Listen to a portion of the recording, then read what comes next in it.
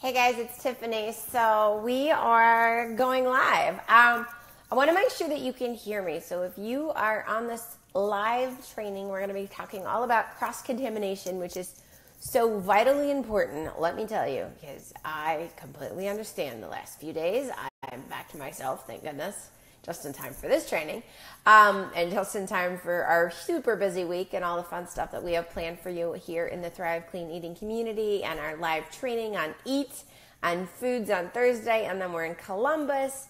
But I want to cover some information tonight about cross-contamination. I also want to make sure that we are live and everybody can see us. So give me 1 second. I'm going to check that. And I'm curious. Hey, Karen, you can hear me? Thumbs up. And I don't have to check it. I could just carry on. Okay, so we're going to talk about cross-contamination. I'm going to try not to itch. And it's, like I said, it's so vitally important because you basically are poisoning yourself if you have an allergy or an intolerance or a sensitivity every time you get cross-contaminated. Hey, Patrick.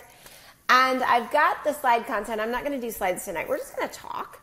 If you've got questions, post them in the comments. If they show up, I'll be able to answer them. If they don't show up, I'll get them answered. I'll go back and I'll message into the comments. I'm going to tell you a little bit about what happened to me, and then we're going to talk about all the ways to keep yourself safe from cross-contamination. So we were on our way home from Denver, and we stopped, at the Denver airport, and I had taken a recommendation on a restaurant that was supposed to be safe and gluten-free. So I ordered a salad, very, very specific, no eggs, no croutons, needs to be gluten-free, all of that stuff. Feel fine, get on the plane, and then don't feel so fine.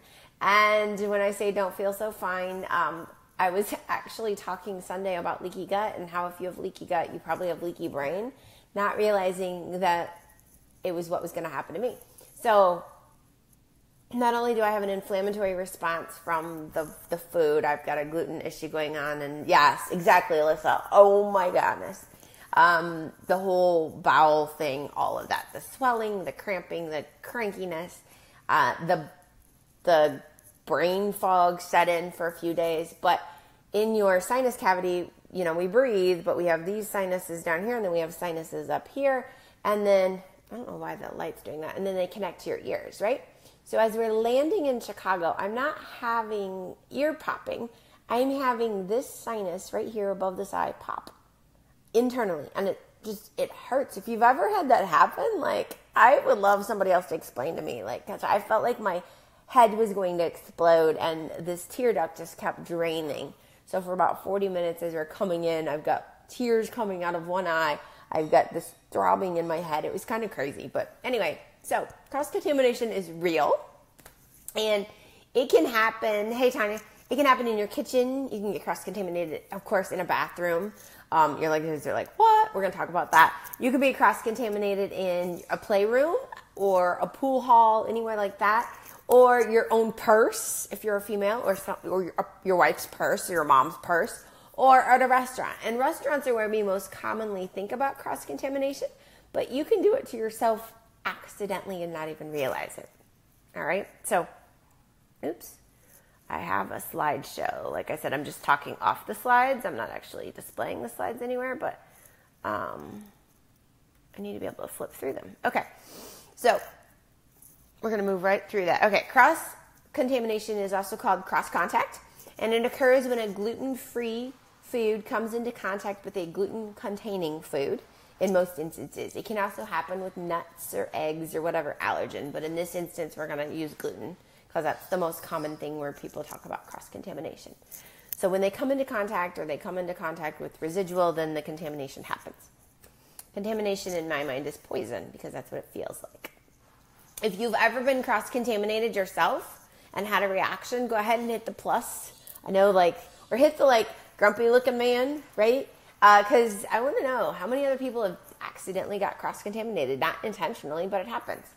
And it happens in the smallest ratio. So if you were to take, this is from the Celiac Project, the Celiac documentary, if you were to take a slice of white bread, cut it up 743 times. So think about your slice of bread and cut it up 743 times.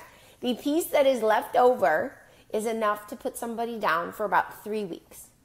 So it's like a microscopic piece of gluten that can make you sick and put you, however you react to a cross-contamination, whether it's diarrhea, constipation, headaches, crankiness, brain fog, it can do that for almost 3 weeks. And it's crazy, but it's true. And if you're somebody that has an intolerance, you may not even realize that you got a cross-contamination for 3 days. Because allergies are instantaneous. Sensitivities happen within 72 hours, and intolerances can happen up to 3 weeks later, but normally after 3 days, okay? So cross-contamination occurs in fields as well. So if you're growing crops that are gluten-free or wheat-free, and then you're growing crops that have wheat, or you're growing wheat, and for whatever reason the seed blows in and grows up, and then the combine goes through and picks it all up, or that's one way, right?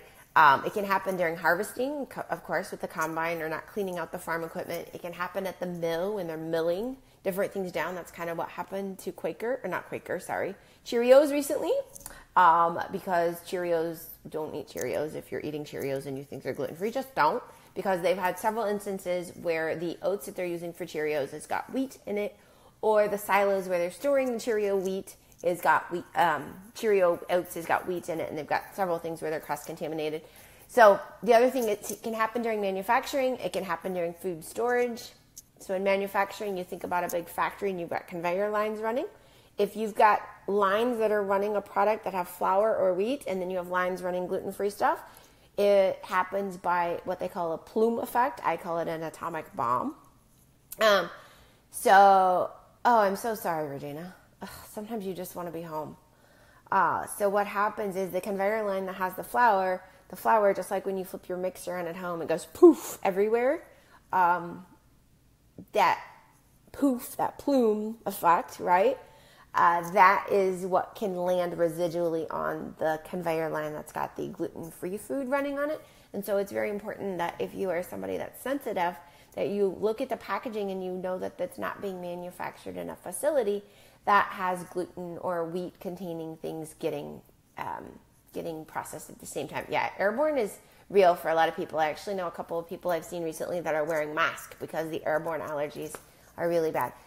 And then you can get cross-contaminated in your own kitchen at home, especially with cutting boards that are porous. So like bamboo or wooden cutting boards, they have holes in them. Or if you're doing things on the counter and you don't clean the counter enough, and then you go and you do your gluten-free stuff, it'll happen. Or if you've got a spoon and you dip the spoon in and you mix different things, or you stir different things, you can cross-contaminate yourself.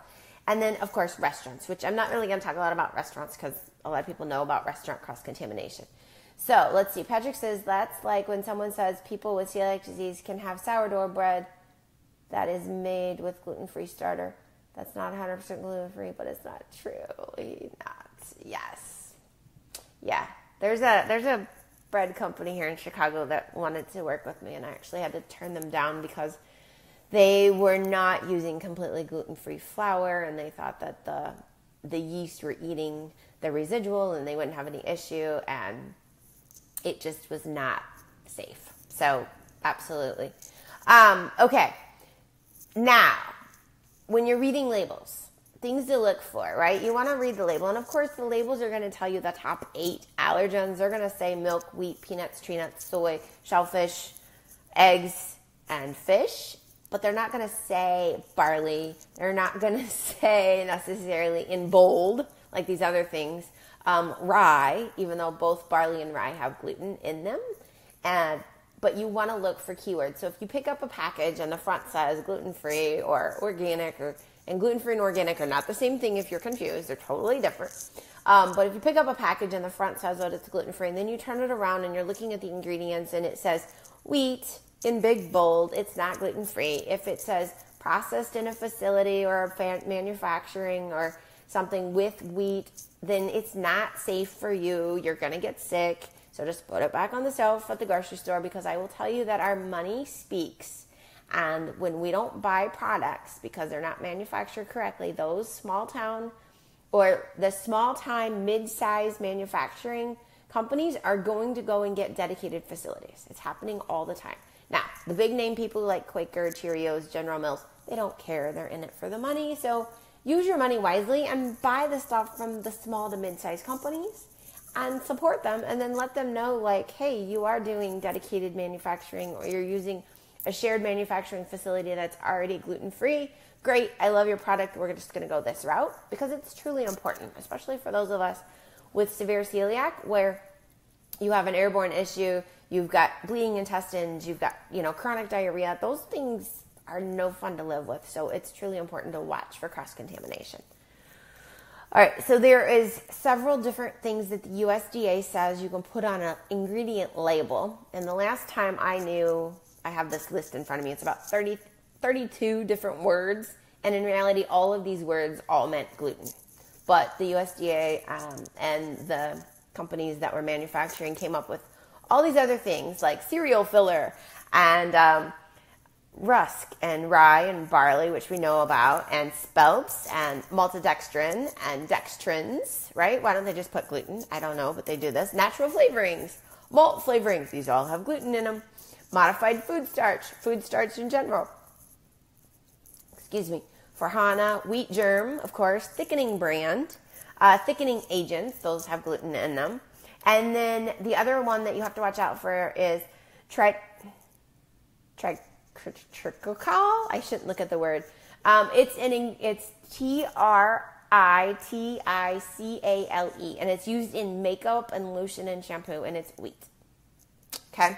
So if you're somebody like myself that gets sores in my head from different shampoos, or recently some of the hotel soaps have been making my skin burn, it's because of that triticale, which is actually a wheat germ, and they're using it as vitamin E in the beauty processing. And if you need gluten-free beauty products, Karen Schwinkler, who is on here, can help you. She's got a company that I get a lot of makeup from, and they have a lot of items that are gluten-free. Not everything, but they have several that are. And then if you need gluten-free cleaners, Elizabeth Groner, who is part of our group, is actually going to do a webinar on that. And I posted that on Sunday, so you can get information from Elizabeth if you're looking for that stuff. All right, so in your kitchen, you have to be careful of your pans, your bowls, your silverware, your baking utensils, right? And your bakeware and your cutting boards. And these are all things that are people like, what? Yes, it's so true. So you want to preferably use glass. Part of the reason is because you can see that it's clean and you can feel it and know that it's clean. And if it has residual in it from baking, you can get like a scouring pad or a steel wool and scratch that out.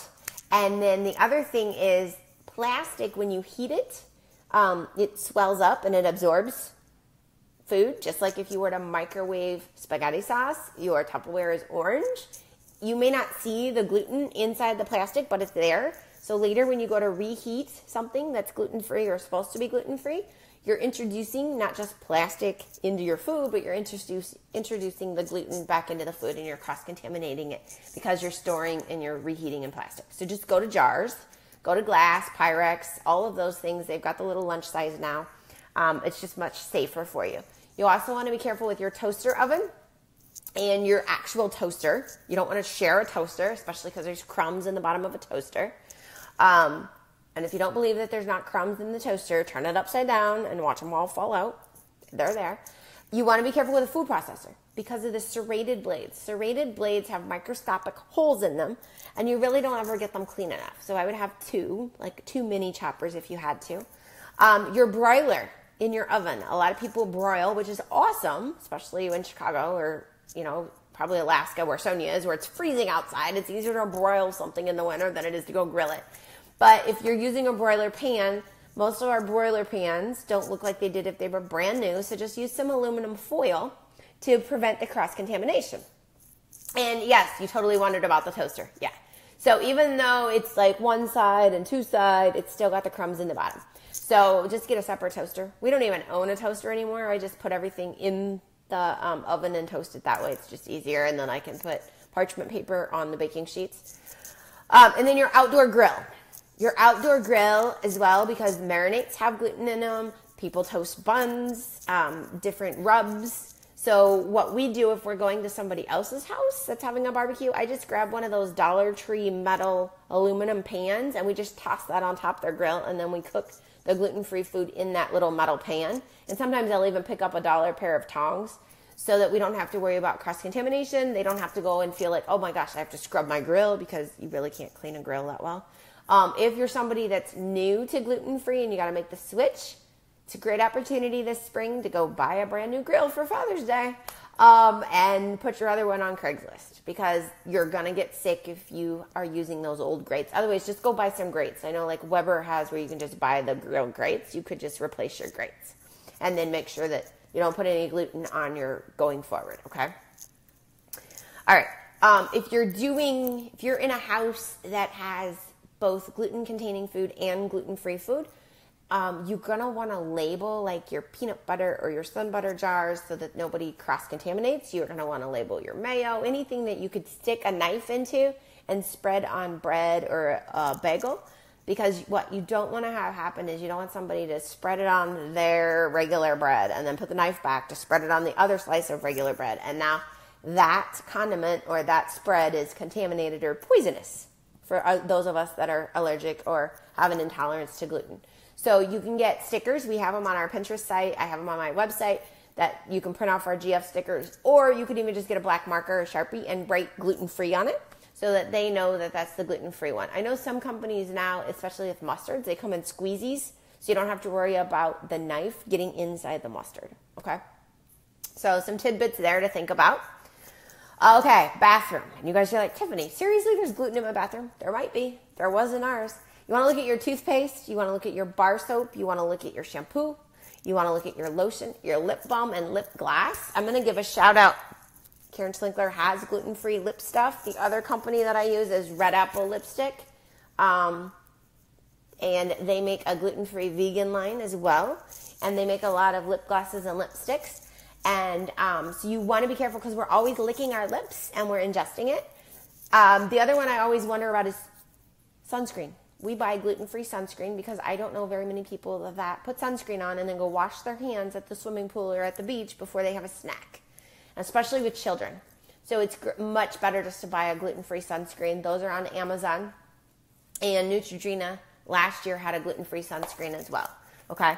So those are some things in the bathroom to think about. You want to look for things that have vitamin E or wheat in them and make sure you're not using those. And a lot of times they use wheat in lotions or in shampoos because they think it's, for whatever reason, it's supposed to help, right? But you don't want to do that. All right, Playroom or the bar or the pool table, right? Gluten is a sticky substance. If you didn't know that, that is what makes bread stick together. It makes dough elastic. So gluten itself, the protein, when it's on your hands or it's on somebody else's hands, is going to stick to things. So pool cubes, right? Especially if they've got like the snack mixes. Before you eat, you're going to want to go wash your hands if you've been shooting pool where there's been gluten so you don't end up eating and ingesting gluten on accident. Same things with kids' playrooms. Because other children may have had a sandwich, peanut butter sandwich is my example I use a lot of times because we have a peanut allergy in our house as well. So not only did the neighborhood kid just have a piece of sliced white bread, they probably also just had peanut butter. And I'm like, 2 allergens. So when you come in our house, please go wash your hands with soap and water. Not antibacterial. Antibacterial will not kill a protein because it's not bacteria and it's not a virus. Gluten is a protein and it's stuck to your skin. You need soap and water and you need to scrub. And we used to sing a little song when the kids were little, you know, like scrub them all together in between top and bottom. I don't know. It went like that somehow. And we would wash their hands and we would make sure they would scrub their hands for 20 to 30 seconds, okay? But it's important because otherwise those crumbs, it's not that your friends are crummy, but you've got crumbs that your friends bring or they're at the playground and they can make you sick. So just keep that stuff in mind. All right, your purse. Things to think about in your purse, right? Not only do a lot of us just stick snacks in our purse and then there's all these crumbs in the bottom of your purse. Have you ever taken your purse and like flipped it upside down just to see what would fall out? Yes. So you've got crumbs in there probably from whatever snack packs, bars, random things. Chapstick might have gluten in it. Hand lotion might have gluten in it. Chewing gum, candy, especially if they're putting the floury stuff on the outside of the chewing gum to keep it from getting sticky while it's warm. I don't even really do gum or candy anymore. I just don't. I brush my teeth. I carry around a toothbrush and toothpaste instead. Or even doTERRA makes these little peppermint essential oil beads that you can just put in your mouth as a breath freshener instead of worrying about the gluten, okay? And then your water bottle. I know it's disgusting, but most of us backwash, especially kids. And when you backwash, you have a tendency, if you've had something with gluten, to put it back into the water. So then when you share the bottle with somebody that's got celiac disease or a gluten intolerance, they're drinking it, not realizing that they're ingesting the gluten. So get 2 separate water bottles, or get like reusable bottles, glass bottles, aluminum bottles. And then if you have to stop at a gas station, you can just buy a bottle of water and then pour it in.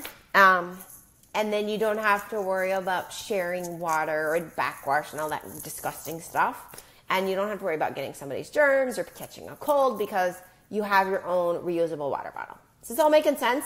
Are you guys finding value? If you are, hashtag value. And I'll keep going here. We probably have 20, 30 minutes of content I'm going to give you tonight. And this is being recorded, so you can come back and watch it later here on Facebook. All right. Top 5 hazards. Thank you, Sonia. The top 5 hazards. Using the same spoon to stir something in your kitchen in a different pan. Countertops where food is being placed or prepared. The toaster is like number 3. Oh my gosh. And then condiments. Sun butter. Butter. Oh my gosh. How many of us have a butter dish, or your grandma had a butter dish and there would be like this little butter knife with it? That is like huge alert, especially if you're doing family dinners. Just get your own butter. And then pet food. And you guys are like, what? Yes, a lot of dog and cat food, and even fish food. Our fish eat shrimp and seaweed because we couldn't find a fish food that didn't have wheat. And again, if the kids are feeding the fish, they're touching the food. The gluten's on their hand. But if your dog or cat is eating food that has wheat or gluten or byproduct or barley in it, and then they come and they lick your face or they give you a kiss, you're going to get the gluten in your mouth and you're going to get sick. Or your skin's going to get broke out from it because the gluten got on your skin and you have a reaction. So you want to watch what you're feeding your pets. And fish food was a huge, I should have realized it, but I didn't until we recently got fish. And then we were at the pet store for like an hour looking at fish bottles. So like I said, our fish are spoiled, I guess. They have fresh seaweed and shrimp all the time. All right. So those are your top 5 hazards. Okay. So at this point, I really don't have any more huge content. That was a lot to cover in a short amount of time. Are there random questions or not so random questions? Do you have questions about cross-contamination? I will give you some examples of things that I have used to get over cross-contamination. How about that? So if I know that I got cross-contaminated, or I know that there's a chance that I could be eating something at a restaurant and getting sick, I will get plant-based enzymes, and I will take 2 to 4 enzymes depending on my level of fear, which is crazy, but that's what it is.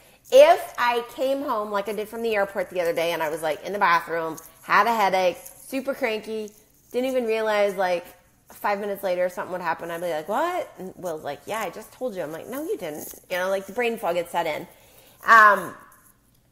Then what I do is I do Thrive Probiotic with more enzymes and then an additional probiotic, because I take up to different strands, right? Different kinds of probiotic.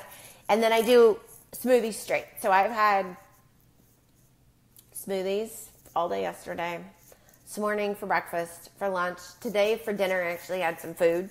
But all I've had is smoothies. And because I just need to make sure my body is clearing itself out and my liver's able to process and I'm not over-toxing anything. And I don't need my body to spend extra energy processing toxins in food, processing food that I've eaten. I need it to get the toxins out. Okay. So that's what I do. Shampoo and conditioner. Great question, Alyssa. So I get my gluten-free shampoo and conditioner from Maluka. The girls have been using gluten-free shampoo and conditioner from Maui is the brand. It's at Walgreens. Or Carol's daughter makes a gluten-free conditioner and shampoo as well. So those are some brands that I've been using that we've had no issues with from that standard. And then Joseph Frederick, I think, is the Salon brand. if you go and get your hair done at the salon, I have a few of their bottles upstairs. There is a lady, Candy, who is in this group as well, who is a salon owner and in Northwest Indiana, and she is able to get gluten-free hair products, and she can probably ship them. So if somebody's like, I need professional grade gluten-free hair products, Candy has celiac disease, and so she knows all about it. She has to be careful herself, and so she is a great resource as well. But those are some ideas on shampoos and conditioners, okay, for some brands. Now, Thursday night, we are doing a webinar called Eat, and it's about food, the power of food, and why food is so important and why you need to really think about what you put in your body. You have to register for the webinar, and I'm telling you this because it's very, very full already, and we're going to be doing a Zoom, so you'll log into the webinar to watch the webinar. It will be recorded, and you'll get the recording if you've registered, okay? It is open to our whole community. It's open to the Thrive Clean Eating community. It's open to our email community. It's open to the GF Mom Certified community. So like I said, but I would highly encourage you to sign up for Thursday night's webinar, even if you can't attend, because then you can get the replay and it'll be really, really important content. Food is medicine, food is power, and the more we know about our food and how to eat it properly and what we should be eating, is the more powerful your body becomes. The more energy you have, the more willing you have the ability to go out and do whatever you want. So I want to just plug that. And then if you're in the Columbus area, the Gluten-Free Food Allergy Festival is in Columbus this weekend, and I am teaching about gut health, and then we're doing a whole class on Sunday about making food to help heal the gut. So I actually got to go make some sauerkraut here in the kitchen in a little bit so they can taste test that, but I'm going to teach them how to do that along with some other stuff. If you end up watching the replay, #replay, post your questions below. I will get them answered this week. You will have connections, answers. If you guys are looking for certain products and you're like, hey, I need a referral for this, put it in the comments and I'll get you a link, or I'll connect you to somebody that can get you that information. And I want you guys to have a great evening. Thank you for joining us, and I'll talk to you all soon. Bye.